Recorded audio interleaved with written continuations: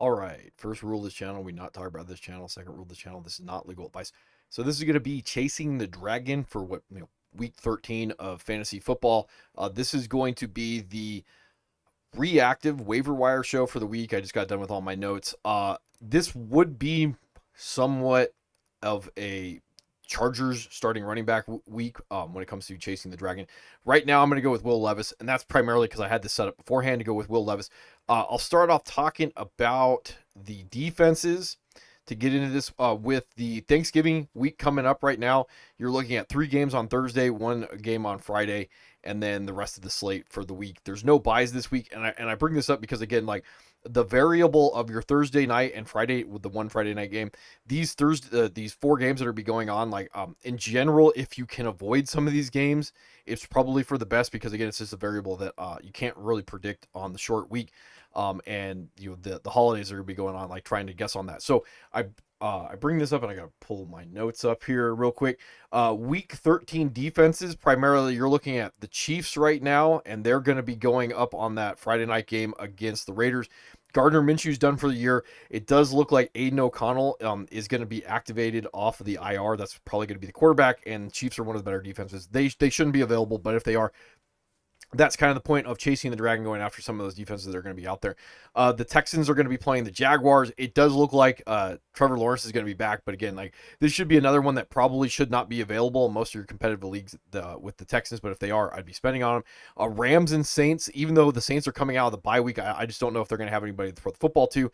So the Rams would be probably one of the more premier defenses that I would be going up there, even though they just got hung on them by the Eagles, if we're going to be guessing it. And then the Buccaneers are going to be playing the Panthers.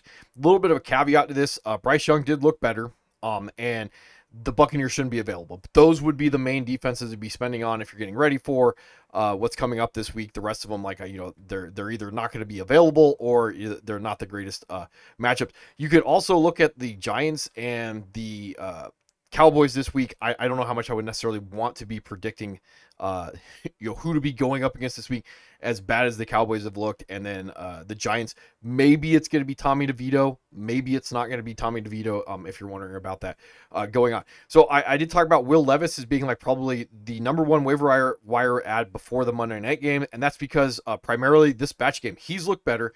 He's going to have a little bit of nimbly bimbly. You could think of Joe Flacco last year being like fantasy playoffs MVP. This is what like it looks like it's going to be with Will Levis. You're looking at the Commanders, Jacksonville twice, including the chip. You're also looking like at the Bengals, who can't stop anybody, and the Colts. And just to bring this up real quick, there's Jacksonville, the worst defense in football. Will Levis gets to see them twice. Now, I will just say this real quick. Like, I would not be rolling Will Levis with my roster for the rest of the season, but I definitely would be rolling Will Levis with your roster based off some of the stuff that's going on right now. And then you could also look that there are the Bengals. They're a bottom of the third defense that are out there, and there are the Colts, and they are bottom 5. So that's what Will Levis is looking at to finish the season off. That's why I would say, like, hey, the nimbly bimbly plus the ability to throw some touchdown passes, he's looked better. Would I have the guts to do this? Probably in super flex leagues. Outside of that, probably not. But you run your roster when it comes down to being able to predict these things ahead of time.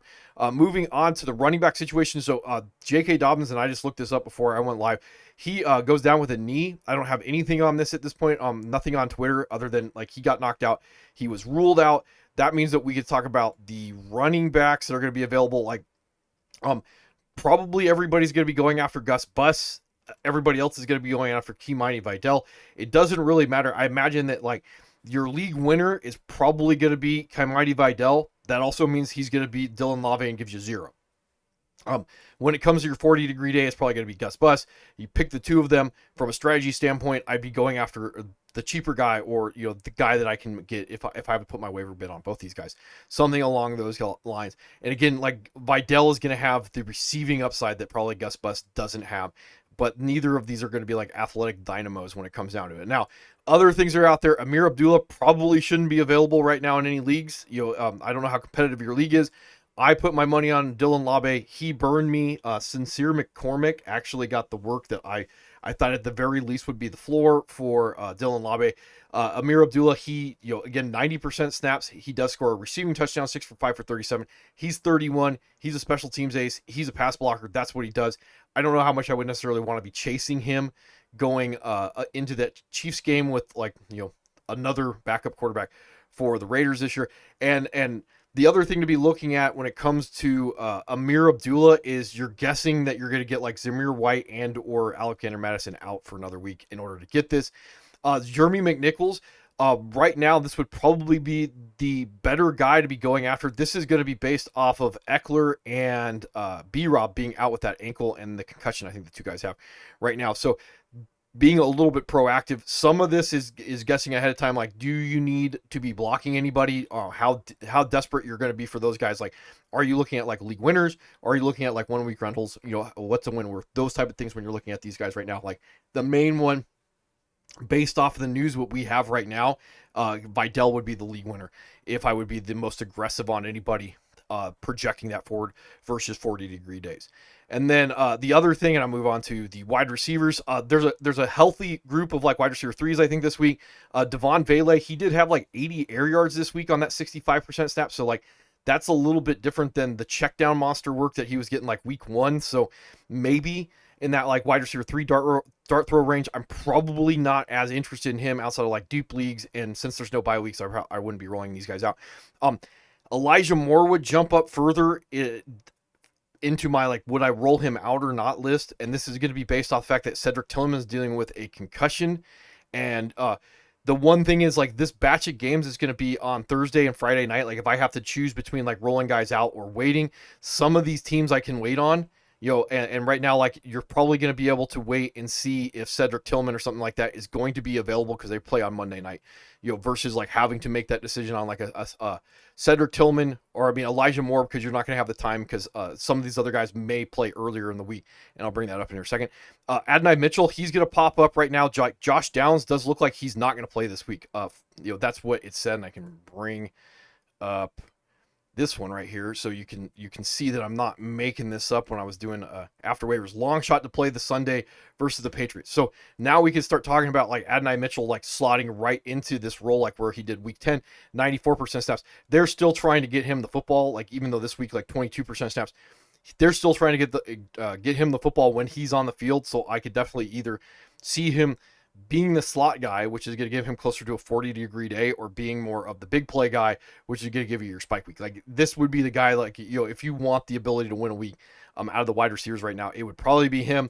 Noah Brown's going to pop up, 73% snaps, 10 for 6 for 71. He had more air yards than Scary Terry, and that's with like the Scary Terry getting the don't care how the sausage is made touchdown catch at the end of regulation. So like again, wide receiver 3 attached to Jaden Daniels. Tennessee, probably not the best matchup when it comes to guys out there, but like that's how it rolls with some of the guys that are out there right now with Tim Patrick. And I can bring this one back up to show you. So the Sun God, he missed today. I'm just blanking real quick. The Sun God missed today, so like trying to predict where those vacated targets are gonna go, it probably is gonna go first to Laporta and JMO, and then after that, like you're gonna be guessing like what you want. But I would generally want pieces of this Detroit offense, and this is one of the ones when I talk about like you can wait on Cedric Tillman on the Friday night game. You probably can't wait on the Sun God in the same way. Like if he's going to play on Thursday, you're going to know way ahead, or you're going to know ahead of time. So like spending on a guy, like if you're going to want the pieces of the offense, and that's going to be with Tim Patrick doing 50% snaps for 455. He'd be the guy that I expect to step right into the role with JMO and be that like outside receiver attached to this offense, like wide receiver 3 boom bust. Like think Rashad Bateman on this one, and then I cleared this one out. Dontavian Wicks is going to pop up on this one. I bring him up right here. He would be another guy like probably talk about like the weekly winner / wide receiver 3 dart throw. 39% snaps, 2 for 1 for 25. And the reason behind this is like vacated opportunities. Romeo Dobbs right now, he's estimated DNP with a concussion, and way things are going on that, like that's a Thursday night game. He ain't playing. That's the easiest way to be looking at that when it comes to worried about like Dontavian Wicks. And then the last guy on this list, and this is the guy that I cleared out. So I was talking about this with Adam Thielen coming back, like how much I would trust these guys especially with David Moore running as that like outside, like you'll clear out X. Well, 94% snaps, 10 for 6 for 81, and a touchdown that was a red zone tuck. So again, if you're going to be chasing these guys, I wouldn't trust the Panthers offense. But you do you when it comes to your league size and what you need going forward. Tight ends. And I bring this one up right here. Luke Schoonmaker, like he shouldn't be available in all leagues. Like he was snatched up in both my leagues. He was rolled this week. The more competitive one and the less competitive one, he was rolled. So 65% snaps, 4 for 3 for 55 and a touchdown. Not a lot of air yards to this. And then Brett Spann, I'll bring this one up. The other tight end for the Cowboys, right? That's not the one I want. Right here, he did 50% snaps. He had almost as many air yards on these 2 targets that Schoonmaker did. So I don't know if you're necessarily going to get another good week of Schoonmaker, but again, it depends on like how deep your league is. Like, what are you chasing when it comes down to that? That offense is not looking particularly good. CeeDee Lamb had a double-digit targets. There wasn't a lot of air yards. So again, like if you're trying to get the beneficiary of coverage rolling a particular place, maybe you could be looking at Schoonmaker. And again, this is going to be another one like Jake Ferguson, probably not going to roll right now because it is that Thursday night game. And to bring this up so you can see that I am not making this up right here, still in concussion protocol. And it says right here that Stephen Jones says a little bit more of a long shot that he's going to play this week. So again, if you're going to be guessing on all that. And then finally, the last guy in Chasing the Dragon this week, Noah Gray. Been talking about him for a while, and that's just because the snap share is relatively high. They don't have necessarily a lot of guys to be throwing the football to. He's getting red zone opportunities, and he outperformed Travis Kelce. Would I be chasing this? Probably not. But again, like, I would have said that before, and if you would have been rolling out Noah Gray between this span when that snaps go up because of the lack of competition for opportunity, you'd have a pretty good tight end, and you would have gotten 2 spike weeks on top of like 140 degree day and a couple of weeks where tight ends can't break your heart. So anyway, that's about all I got for Chasing the Dragon this week. And I'll try and get the after waiver show done a little bit earlier tomorrow if I can.